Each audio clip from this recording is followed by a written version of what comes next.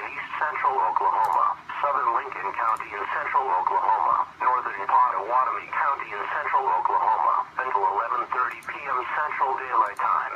At 10:54 p.m. Central Daylight Time, severe thunderstorms were located along a line extending from 3 miles southeast of Meeker to 3 Flash miles flood warning on that cell right there. That means they're moving for a while.